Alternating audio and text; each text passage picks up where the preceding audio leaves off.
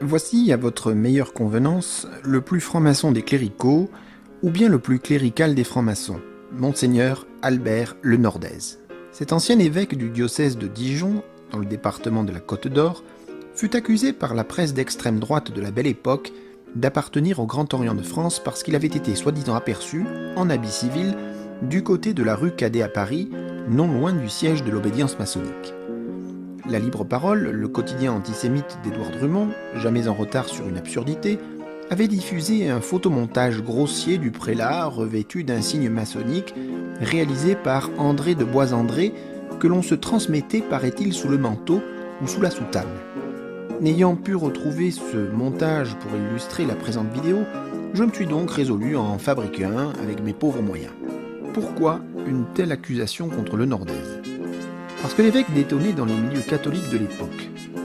L'homme était en effet républicain et ne s'en cachait pas. L'évêque de Dijon était relativement bienveillant à l'égard des ministères Waldeck-Rousseau et Combes, et, aux grandes dames de sa hiérarchie, il avait même favorablement accueilli la loi sur les congrégations religieuses et l'enseignement libre, en s'opposant directement au pape.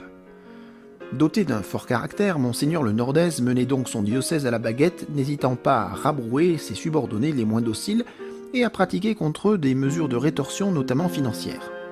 Très rapidement, il fut donc détesté du clergé local.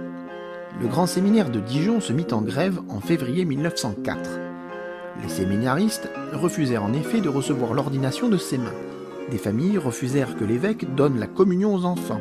On le suspecta très vite de gratouiller la main de M. Henri Brisson et de préparer un schisme au sein de l'Église catholique avec la complicité active du Grand Orient de France. Les adeptes du complot pensèrent trouver dans son blason d'évêque les 3 points de la franc-maçonnerie. D'autres crurent déceler dans sa signature le delta représentant le grand architecte de l'univers révéré par les francs-maçons. On l'accusa même d'avoir un fils caché dont il fit un curé. L'imagination des complotistes était extraordinairement fertile.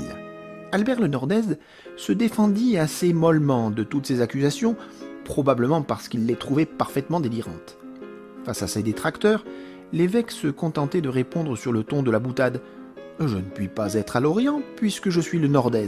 Il avait toutefois reconnu sans problème être le client du photographe Michel Berthaud, un professionnel renommé dont le magasin était situé au 9 rue Cadet à Paris.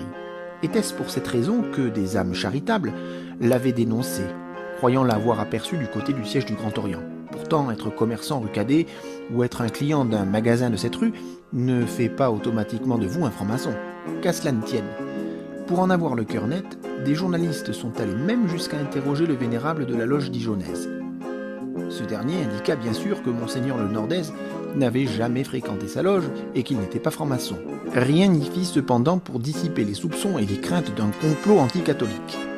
Le Saint-Siège s'impatienta. Au mépris du Concordat de 1801, le pape Pie X convoqua Monseigneur Le Nordez à Rome pour obtenir des explications, mais sans demander l'autorisation préalable au gouvernement français, comme c'était la règle. « Monseigneur Le Nordez, mon fils, il est temps que tu viennes à Rome car je ne suis pas content. »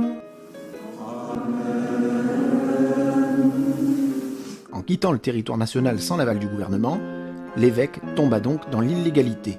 Le gouvernement de la République en prit alors prétexte pour rompre ses relations diplomatiques avec le Saint-Siège le 30 juillet 1904 et jeter les bases d'une législation portant séparation de l'Église et de l'État promulguée l'année suivante. Comme quoi, les grandes lois parfois tiennent à peu de choses.